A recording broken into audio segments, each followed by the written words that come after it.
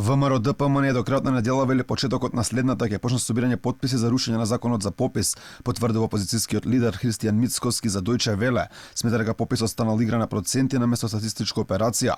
Според шефот на ВМРО ДПМН е срамно било и нивото на заплашување и невистини кои се шират низ овој според неговите зборови политички попис. Ќе почекаме да се објави законот во службен весник. Веднаш потоа ќе се соберат и пратенички потписи, а паралелно од крајот на ова или почетокот на идната недела ќе започнеме со собирање на граѓански потписи низ подрачните единици на Министерството за правда за носење на нов закон со кој ќе се укине законот со кој се отвора патот за фалсификати политички попис. Ќе ги повикаме граѓаните масовно да се потпишат на нашиот предлог за укинување на таквиот закон. Се надевам дека нема да се случи владата да одлучи да го игнорира гласот на граѓаните.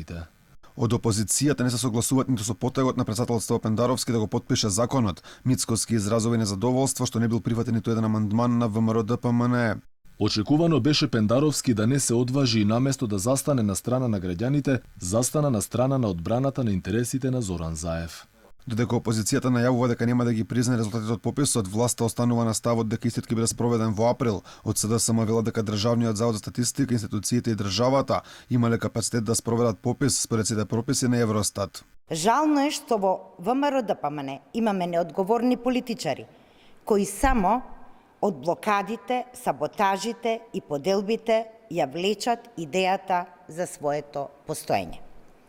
Недозволиво е постојано ставање сопки, кочење на процесите, подбуцнување на поделби, националистички конфликти, повици за бојкот и саботажи.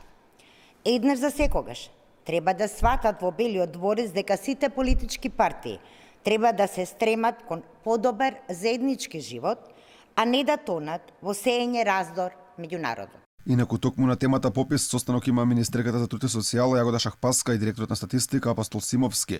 На средбата станало збори за лицата без документи и бездомните лица, кои со така треба да бидат попишани.